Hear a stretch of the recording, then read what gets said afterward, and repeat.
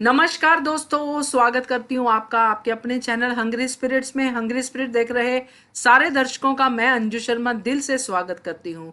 तो आज शुरू होगा पुण्य श्लोक अहिल्याबाई का नया अध्याय, युवा अध्याय, और इसमें बहुत बड़े बड़े कारनामे करने वाली हैं अहिल्याबाई, जो हम देखेंगे आने वाले दिनों में। मगर आज बारी है आपके कमेंट सेक्शन की, आपके कमेंट वीडियो की, जिसका इंतजार आपको रहता है मंडे वाले दिन। और मैं भी बड़ी क्यूरियस रहती हूँ आपके साथ आपके कमेंट शेयर करने के लिए।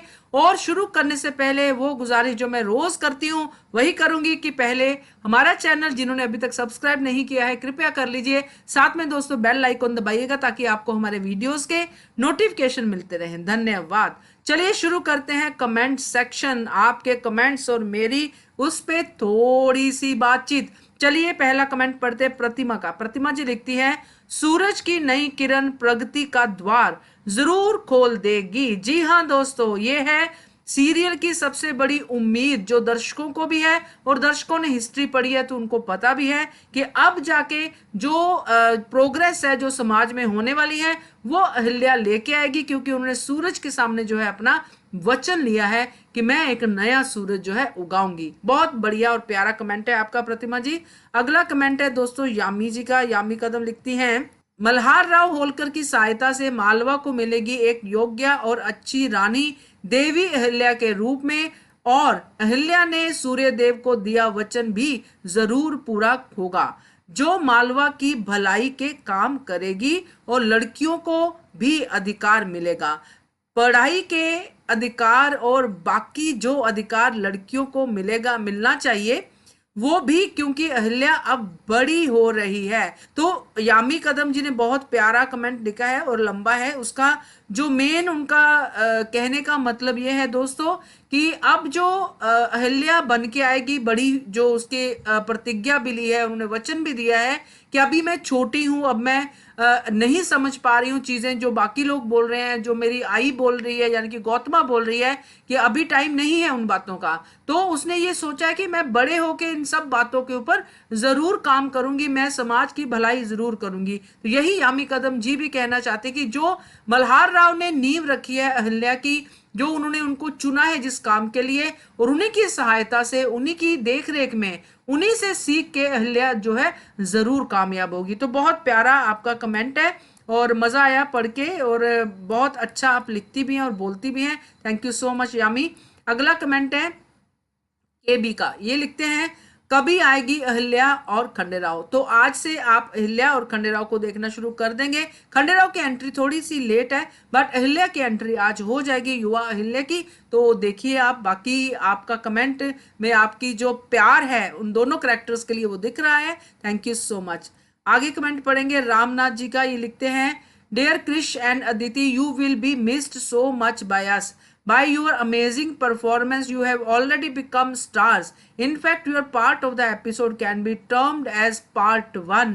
I have downloaded all the episodes and every day watch whichever I want. I wish you both all the best, and it is my wish to see you both of you together again in another serial soon. God bless you both with all good things in life. तो रामनाथ जी, बहुत ही सुंदर, बहुत ही प्यारा, दुआओं से भरा हुआ आपका ये कमेंट है, और क्रिश और अदिति तक ये दुआएं जरूर पहुंच जाएंगी, क्योंकि जब दिल से दुआ निकलती है तो वो पहुंचती ही पहुंचती है। और आप ही नहीं, हम भी वेट कर रहे हैं इनके किसी नए शो की जिसमें ये दोनों साथ में हो। और नो डाउट आपकी बातों में सच्चाई है कि इन्होंने बहुत अच्छा काम किया है, इसीलिए दोनों ही करैक्टर जो है, हिस्ट्री के ऐसे करैक्टर जो इन्होंने निभाए हैं, सबको याद हैं, सब बात कर रहे हैं खंडेराव और अहिल्या की। तो वही एक्टर सक्सेसफुल होता है जो अपने करैक्टर के साथ जस्टिफिकेशन करता है, अपने करैक्टर को बाखूबी निभाता है, जो इन बच्चों ने कर दिखाया है। तो बहुत बढ़िया, thank you so much Ramnath जी।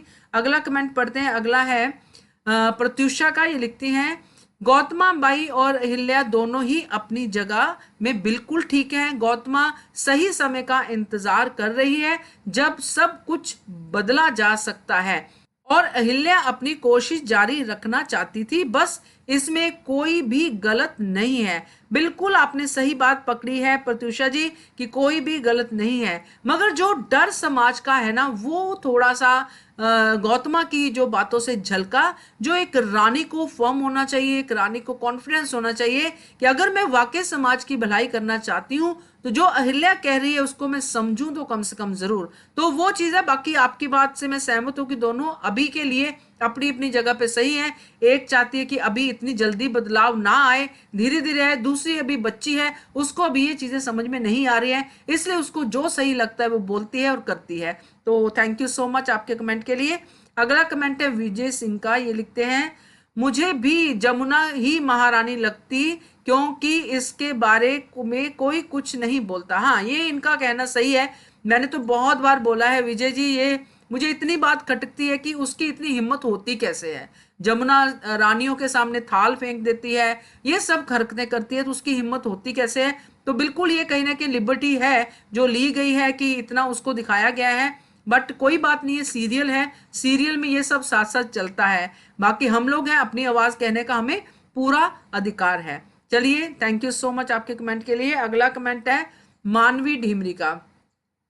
ये लिखती है, Gautama Bai is right, she is matured and experienced plus a Maharani. She has to keep society in mind. She understands Ahilya's intention was not wrong at all, but Ahilya is a kid. Once she grows and understands word lines, has some experience, then she can very well oppose the customs while giving examples that how they are not good, etc. Gautama Bai considers Ahilya her daughter now. Whatever she thinks for Ahilya now is for her own benefit and happiness. एक दिन में नहीं बदलता है समाज. She was 1000% right. Just because she does not cry at everything or does not have child innocence does not mean she is wrong. Every time she faces Ahilya, understand this.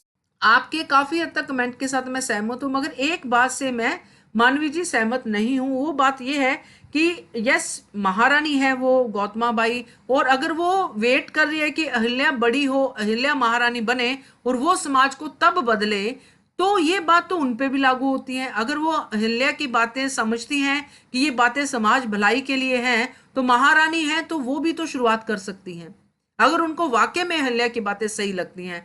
मगर point ये है कि वो समाज से डरती हैं, वो बदलाव ऐसा नहीं चाहती हैं कि उन पे कोई उंगली उठाए, वो चाहती हैं कोई और बदलाव करे तो मैं साथ में लग जाऊंगी, सॉर्ट ऑफ, है ना। तो मेरा पॉइंट ऑफ व्यू ये है कि अगर वो महारानी है, अगर उसकी बातें जो आपने कहा है कि अहिल्या की बातें उनको सही लगती हैं, तो वो खुद भी तो शुरुआत कर सकती हैं।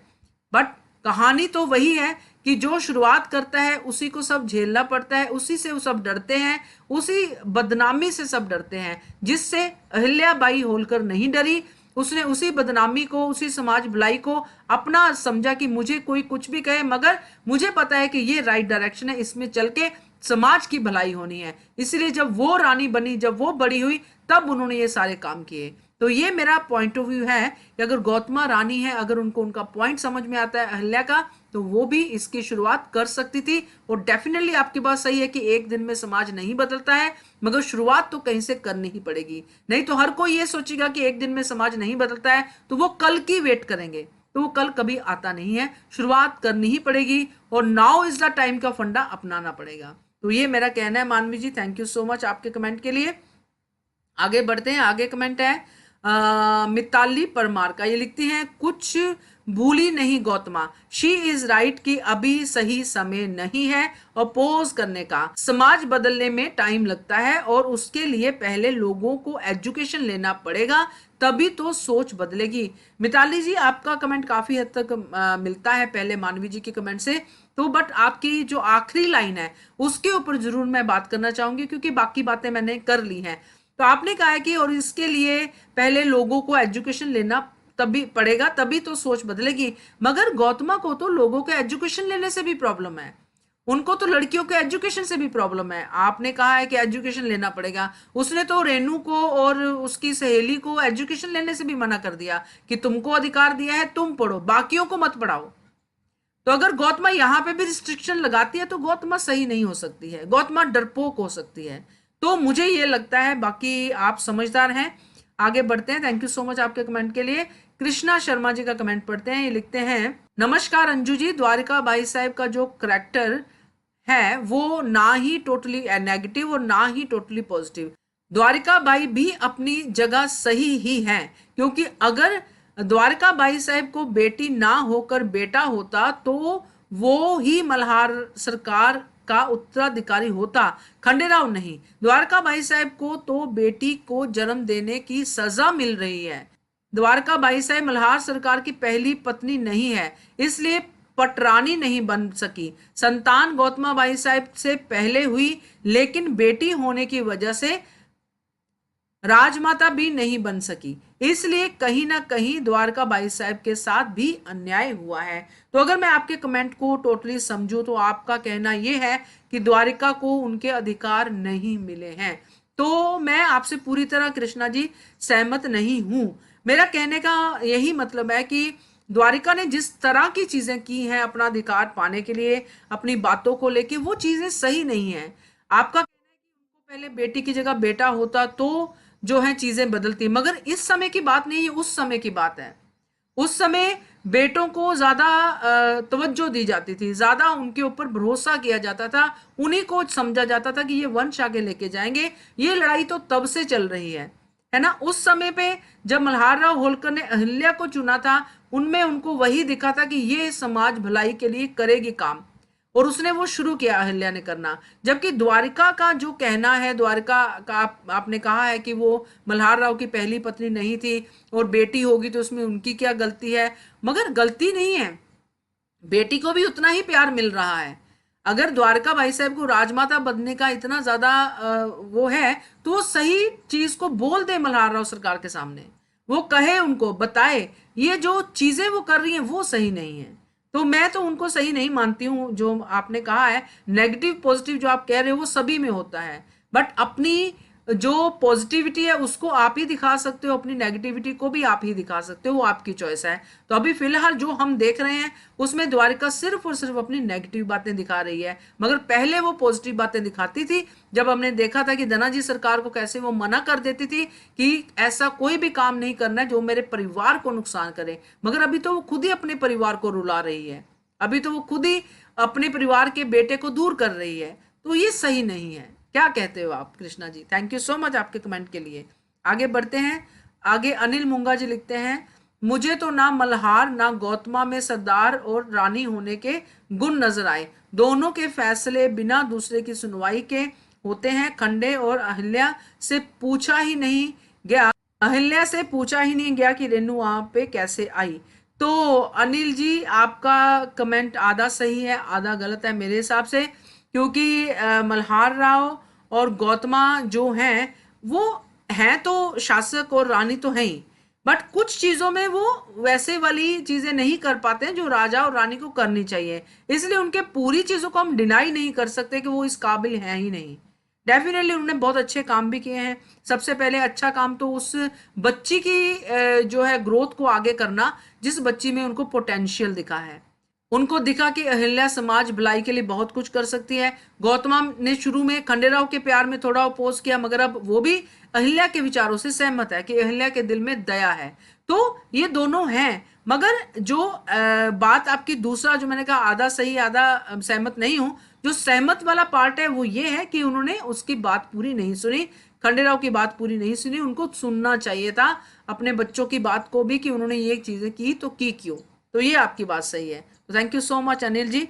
और अगला कमेंट है दोस्तों सुनीता जी का, सुनीता भाटिया जी का। ये लिखती हैं, surprisingly Malhar Rao is obviously to what's happening around in the Rajmahal, whereas he was shown as a very alert with a fast-sighted intelligence. Also, he did not even try to know the reason why his son behaved how he did. So there is no trust factor here between father and son. The show loses interest when the historical story is fabricated and twisted and wonder how it's get approval.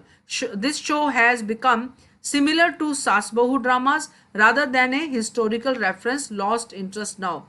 तो सुनीता भाटिया जी आपने interest खत्म हो गया आपका। आपका कहना यह है कि आपको ये शो जो है हिस्ट्री के साथ ज़्यादा जस्टिफिकेशन करता नहीं दिखाई दे रहा है, मगर मैं जरूर कहूंगी जितना शो हो गया वो हमने देख लिया है। अभी आगे युवा पार्ट शुरू हो रहा है जो बहुत ही इंटरेस्टिंग होने वाला है, तो आप उसको जरूर देखिएगा। हम बीच बीच में हो जाता है शो जो है, जैसे आपने लिखा है सास बहू ड्रामा लगने शुरू हो जाता है, बट वहां पे मैं यही कहूंगी कि हिस्ट्री को एज इट इज नहीं दिखा सकते हैं। अगर हिस्ट्री पढ़ना हमें बचपन में बोर लगता था और हम नहीं पढ़ते, तो वैसे ही है, हिस्ट्री को इंटरेस्टिंग बना के दिखाया जा रहा है, वो लोग देख रहे हैं, और मैं उम्मीद करती हूँ आप भी आगे जरूर देखोगी। थैंक यू सो मच आपके कमेंट के लिए। तो ये थे दोस्तों हमारे आज के कमेंट्स, कैसे लगे आपको? आप भी इसके ऊपर अपनी चर्चा कीजिए, और आगे का अध्याय हम देखेंगे, युवा अध्याय शुरू होने वाला है, वो जरूर मिलके देखेंगे, उसमें भी बहुत सारी चर्चा करेंगे। Keep watching hungry spirits channel. Thank you so much. Subscribe to our channel by clicking the subscribe button. Click the bell button and enjoy the latest uploads from our channel.